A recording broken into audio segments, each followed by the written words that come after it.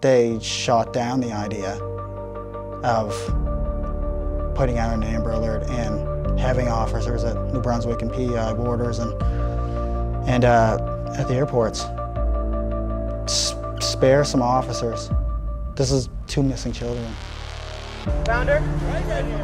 All right, I'll call him. Lock up the area. We got a tip. Somebody in the parking lot said that they had heard on the news or something that the guy admitted to killing the young child and dumping her where there was deer carcasses and trash. On May 2nd, 2025, police in Nova Scotia, Canada, received a strange call. A concerned relative said they hadn't been able to reach a young family in 2 days.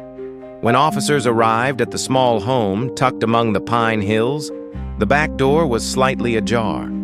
There was no sound, no signs of forced entry. But the children's bedroom was empty. Lily, 6 years old. Jack, just 4. No one had heard a sound during the night. No one saw them leave the house, and neither the mother nor the stepfather could offer a clear explanation. On paper, it was classified as a missing persons case, but from the way the scene was left, undisturbed, too clean, almost untouched, investigators knew this wasn't an ordinary disappearance. And in that silence, a name came back: Shaniya Davis. 15 years earlier, nearly 2,000 miles south in Fayetteville, North Carolina. A mother called 911 to report her 5-year-old daughter, Shaniya, had vanished from their home in the middle of the night. No noise, no witnesses, no note, just an empty bed and a silent room. Police launched a massive search. Her photo was everywhere, on flyers, in news reports, across social media. Then, on the second day, surveillance footage surfaced, and it changed everything. The video showed Shaniya in her pajamas, holding hands with an unknown man as they calmly entered a hotel lobby. She didn't resist. She didn't cry. It looked like she knew where she was going. The mother insisted Shaniya had been kidnapped. But the truth stunned the nation. She had willingly handed her daughter over to that man, in exchange for drugs. A week later, Shaniya's body was discovered by the side of a desolate road. Her pajama top was still on. She had been strangled. Her face bore the last signs of a desperate struggle. People believed the Shaniya case would be the final wake-up call, a brutal reminder that betrayal doesn't always come from strangers. Sometimes it's the person a child calls mom. But then, in 2025, Lilly and Jack Sullivan vanished under eerily similar circumstances. Another quiet night. No signs of a break-in. No immediate call to the police. And again, a mother, Melia, who disappeared from the public eye after her first interview. No press appearances, no photos shared, no public search efforts. Is someone hiding something? 2 cases, 15 years apart. 2 different countries. And yet, so hauntingly similar that coincidence starts to look like a pattern. In the next chapter, we'll retrace the final hours of Shaniya Davis, and from there, try to understand what may truly be unfolding in the home where Lilly and Jack once slept. Shaniya Nicole Davis was only 5 years old when she was returned to live with her biological mother after years of being raised by her father. That man, Bradley Lockhart, had previously gained custody due to concerns about the mother's unstable living environment. But like many others, he believed everyone deserves a second chance. So, with hope in his heart, he allowed his daughter to go back to her mother, trusting that things would be different this time. On the morning of November 10th, 2009, Antoinette Davis, Shaniya's mother, called the police to report that her daughter had vanished overnight. She claimed someone had broken into the house and taken the girl while she was asleep. A citywide search began. The media released Shaniya's photo, a child with bright eyes and a soft, gentle smile that made anyone want to protect her. Everyone hoped she'd be found safe. But 2 days later, a video from the Comfort Suites hotel crushed those hopes. In the footage, Shaniya appears in pajamas, holding the hand of an older man as she quietly walks into the hotel lobby. No panic, no resistance, as if she had been told to go with him. That man was identified as Mario Andret McNeil, a name that had never come up in Shaniya's family life. Then the horrifying truth came to light. Shaniya had not been abducted. Her own mother had arranged for her to be handed over, an unthinkable exchange rooted in a dark and desperate choice. The child's body was discovered days later on the side of a remote road, more than 30 miles from home. She was still in the same pajamas. Her body bore signs of trauma, and her small face held traces of a desperate final struggle. The case ended with convictions for both adults. But the pain lingered, etched into the heart of a father who thought he had done the right thing, and in the conscience of a country that couldn't comprehend how something like this could happen inside a child's own home.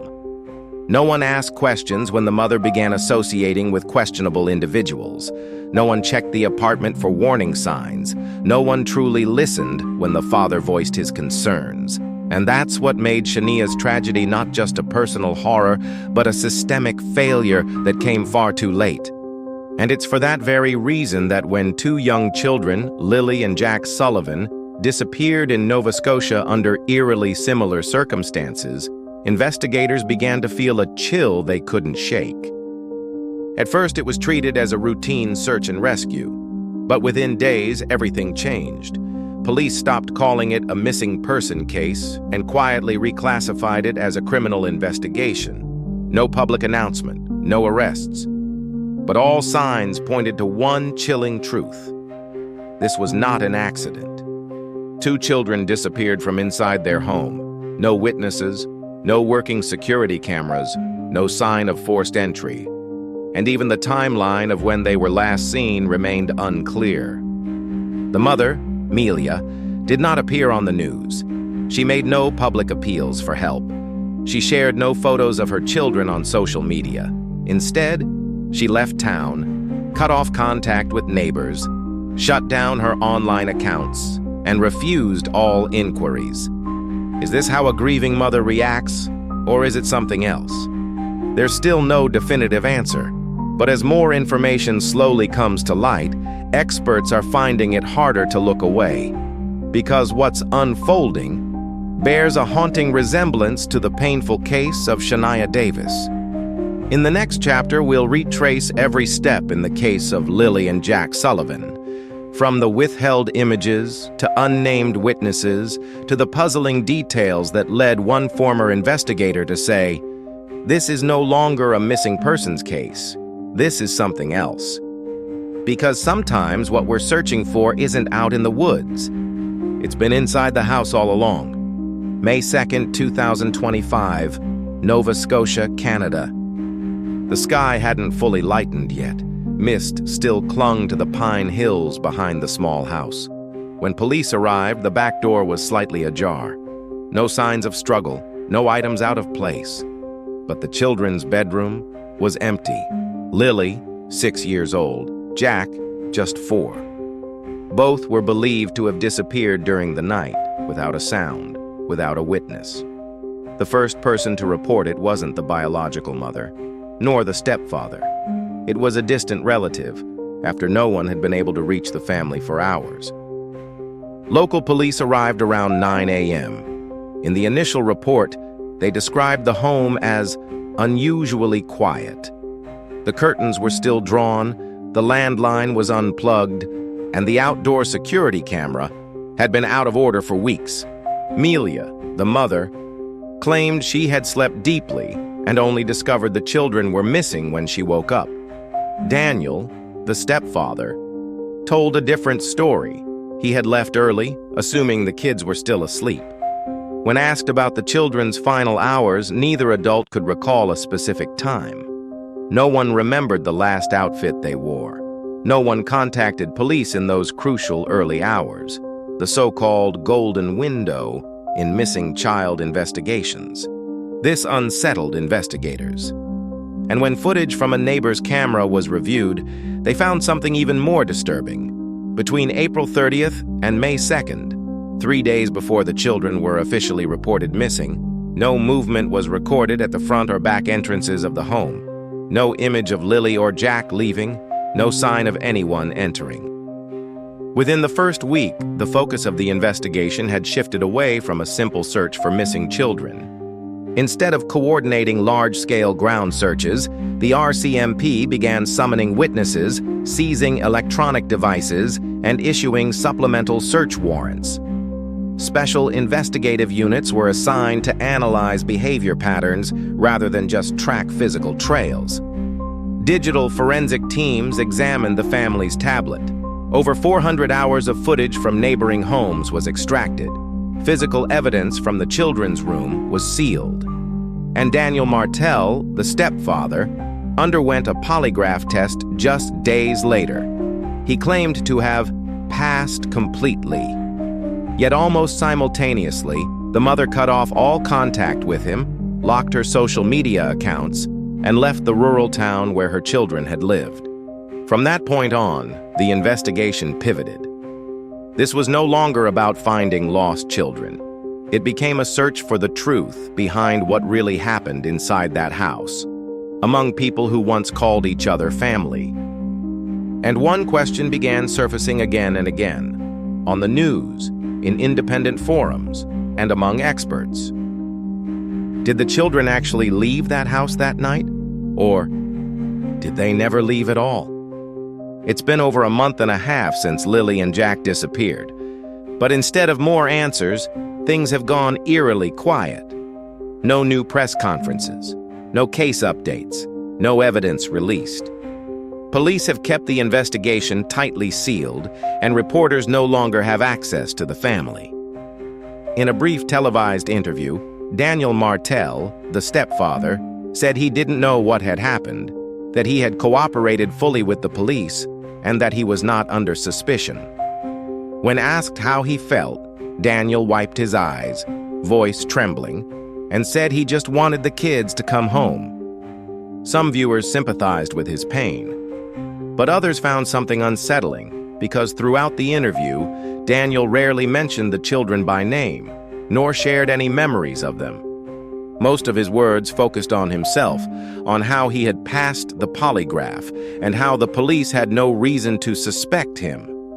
To some, it felt less like a father in distress, and more like someone trying to clear his name before anyone had even asked the question.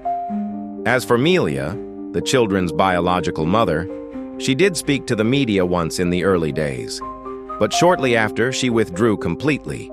No press appearances, no public pleas, no community involvement. She locked her social media accounts, cut off contact with neighbors, and left town just days after the disappearance. For a community desperate to help, that silence was baffling. People began to talk about an emotional void, a silence not just in words but in action.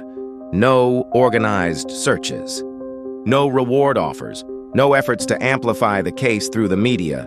Tension grew, and soon, a familiar name resurfaced: Shaniya Davis. Many couldn't help but recall the chillingly similar behavior of Shaniya's mother, Antoinette Davis, years earlier. Her silence, her evasion, and her sudden disappearance from public view only broken when hotel footage surfaced. Footage showing 5-year-old Shaniya in her pajamas holding the hand of a strange man, walking into the last place she would ever be seen alive. Both cases share haunting similarities. The very people expected to lead the search were the ones who stayed the quietest. The earliest signs were missed because of silence and lack of cooperation. And the children had all been living in households everyone thought were fine. Now, looking back at everything that has or hasn't happened, the question is no longer, what happened to Lilly and Jack? It's, what have we overlooked? Again? When internal scene photos were shared, not with the public but among investigative teams, a quiet question began to surface. Why was everything so silent? The house sat at the edge of a pine forest, nearly 20 minutes from town. No close neighbors, no passing traffic, just one narrow dirt road in and out. But inside, especially the room where Lilly and Jack were believed to have slept, nothing seemed to reflect the presence of two young children. There were no scattered toys, no pajamas on the floor, no picture books or crayons, no fingerprints on the windows, no messy closets, no signs of rushed morning routines. Everything looked too neat. The pillows were fluffed, the blankets folded, the closet doors shut tight, and most notably, there was no clear evidence that the children had slept there the night before. One investigator described it as a room meant for kids, but strangely untouched. A bedroom prepared but not lived in. Video footage from a neighbor's camera showed no movement around the house in the days leading up to May 2nd. No lights turned on at night. No people coming or going. When investigators pulled audio from the perimeter microphones nearby, the results were the same. No unusual noises, no footsteps, no voices. For 3 consecutive nights, nothing. And that's what made people uneasy. If Lilly and Jack were still alive in the house during that time, why didn't anyone hear them? No giggles, no hallway footsteps, not even a whisper. It was as if the house had swallowed every sound. Some began asking a harder question. Could it be that the children were already gone before the night of May 2nd? And if so, why didn't anyone inside the house notice? Or worse, did someone know and choose not to speak? There were no cameras inside the bedroom. No confirmed last sighting. Just an empty space between night and morning where something should have happened but didn't. Because sometimes, when people want to hide something, they begin by erasing the sound. When a child goes missing, most people picture a stranger, a shadow outside a window, an unfamiliar car pulling up in the night. But sometimes, what we should be asking about are the things that didn't happen. The actions that should have been taken, but never were. In Lilly and Jack's case, what raised alarm bells wasn't just their disappearance. It was how no one around them seemed to notice. Neighbors didn't realize the family had gone completely silent for 3 days. No one called when the house stayed dark, no lights, no sound. Even close relatives, people who used to check in weekly, had no idea the children were gone until police showed up at their doors. Why? The answer may lie in the kind of place they lived. Rural, isolated, without alert systems, no street cameras, and no child safety infrastructure like you'd see in cities. The local school didn't report their absence because it was the weekend. No one noticed. No one followed up. Amelia, the mother, had once received mental health support after a family crisis. But no one realized she'd stopped going to counseling weeks earlier. No check-ins, no interventions. As for Daniel, the stepfather, some posts circulating online suggest he may have shown controlling or unstable behavior in a past relationship. But so far, there's been no official confirmation or legal record to support those claims. Still, the mere possibility raises a troubling question. Did the system fail to flag early warning signs? And when the children suddenly vanished, no one even knew where to begin. There were no notes from teachers, no recent pediatric records, no behavioral logs. Things that should have been routine were simply missing. One investigator put it bluntly, "We didn't just lose track of 2 kids, we had no data to find them in the first place." Just like in Shaniya's case years earlier, this wasn't only about parental mistakes. It was a system-wide breakdown, from the family, the neighbors, the school, the health system, to local authorities. Everyone thought someone else was watching, but in the end, no one was. And that's what's truly terrifying, because if 2 children can vanish this quietly, it could already be happening again, somewhere else. May 2nd, 2025. Around 9 a.m., Amelia Brooks Murray, mother of Lilly and Jack, called the police to report that both of her children had disappeared during the night. When officers arrived, the scene was strangely quiet. The back door was ajar. There were no signs of forced entry, no sounds, and inside the bedroom, 2 small beds, both empty. But very early on, investigators noticed something more disturbing. No one, not even the adults in the home, could clearly confirm the last time anyone had seen Lily or Jack. Melia said she had gone to bed around 10 p.m. Daniel, the stepfather, said he left early that morning and assumed the children were still sleeping. But these were only statements. No neighbors had seen the children in days. The local school hadn't reported them missing, possibly because it was a weekend.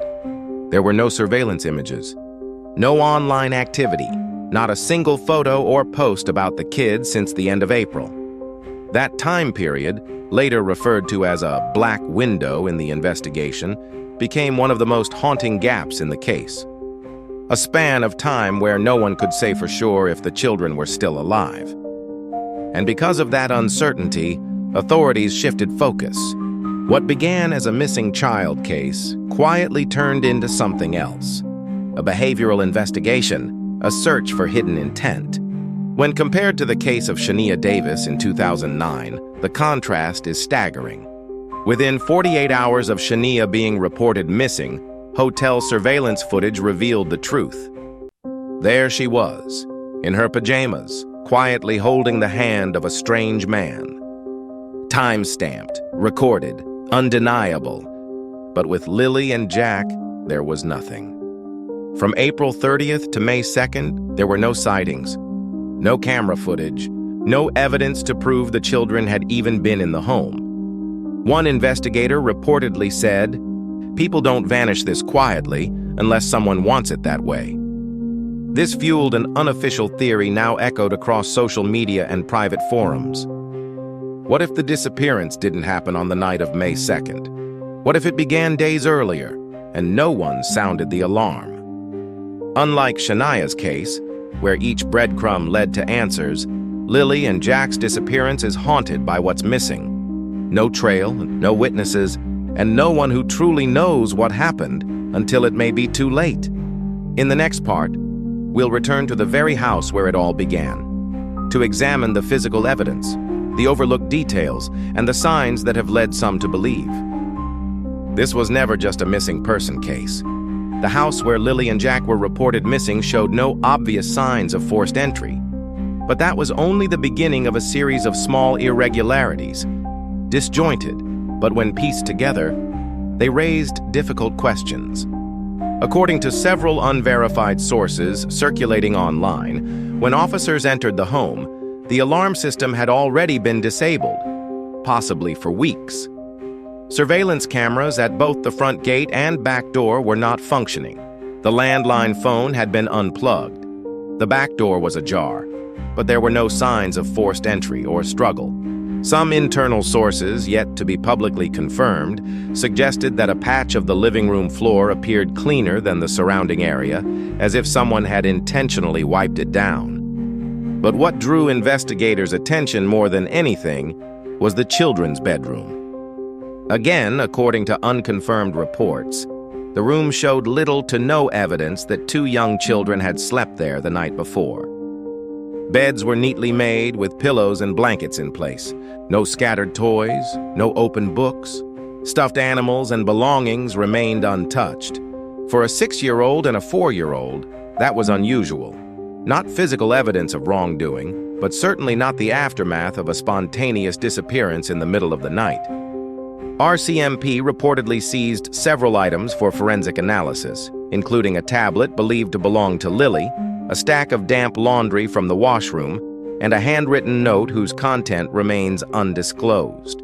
If these materials hold relevance, they could help reconstruct the final hours before the children vanished. But so far, no investigative report has confirmed their significance.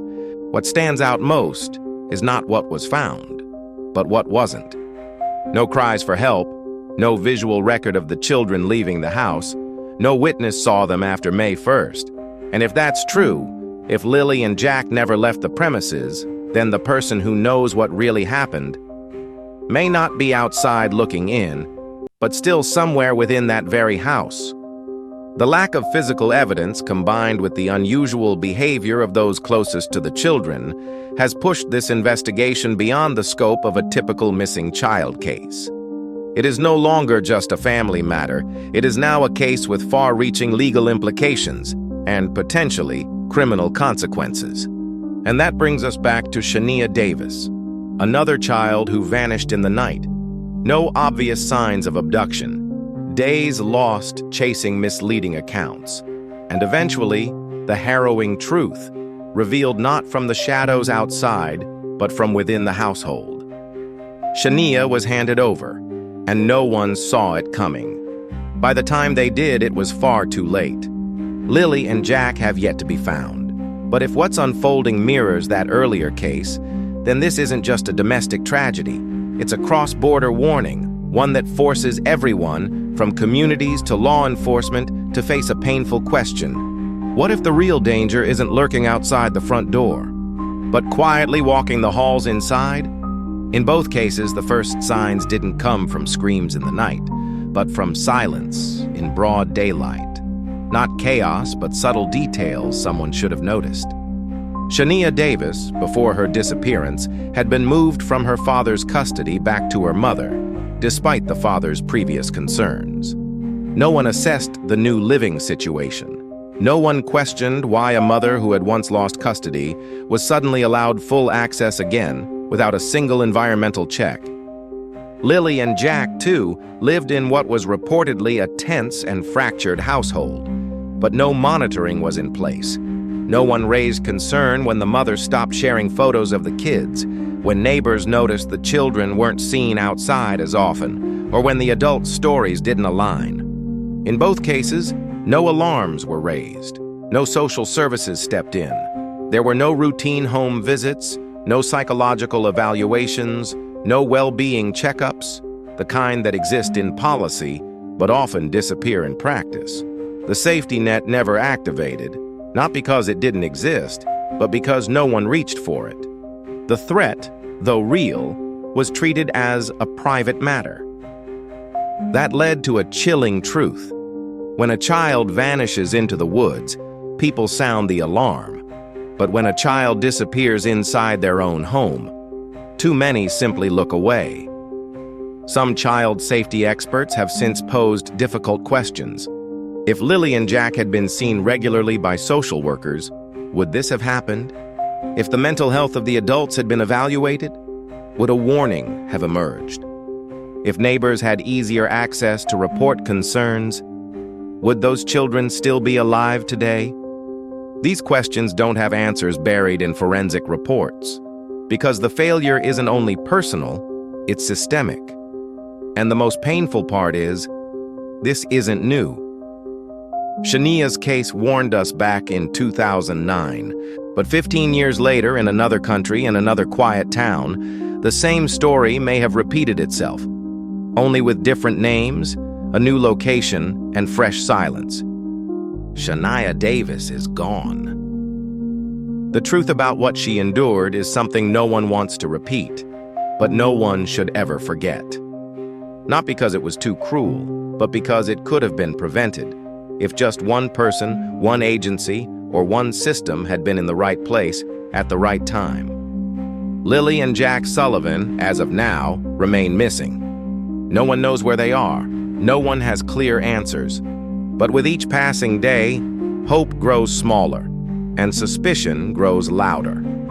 We used to believe that tragedies only happened in troubled families, that if a household was calm, no shouting, no signs of abuse, nothing truly bad could happen. But both of these cases show us one thing. Tragedy doesn't need noise to begin. It can start in a quiet home, with a smiling mother, with a stepfather who loves them dearly, with a neighborhood convinced that everything is fine, until a child vanishes and everyone looks back, too late. And that is why we are telling these two stories. Not to spread fear, but to face the silence we've often ignored. To understand that even in peaceful homes, there must be awareness. That even in normal families, something very abnormal can be hidden. And that in every community, a silence large enough may still exist to swallow two children whole. If someone had stood outside that hotel when Shaniya walked in and asked, "Sweetie, Where are you going? If someone had knocked on that Nova Scotia home earlier and asked just one small thing, "Are the kids okay?" maybe everything would have been different. Shaniya Davis, age 5, betrayed by the very person who gave her life. Lilly and Jack Sullivan, ages 6 and 4, disappeared from the house that was supposed to protect them. These aren't just private tragedies. They are reminders we've failed before. And if nothing changes, we will fail again. And if we learn nothing from what's already happened, then next time no one may even realize, until it's far too late. If you're still watching by now, let us know what you think. Do you believe what happened in Nova Scotia was a heartbreaking accident? Or is there something no one dares to say out loud? Leave a comment below, because sometimes a small question can lead to a major breakthrough. And if you believe stories like this need to be heard, share this video, subscribe to the channel, and turn on notifications so you don't miss the next case, where the truth might still be buried in silence. We can't change the past, but if we listen carefully, maybe we can still change a child's future.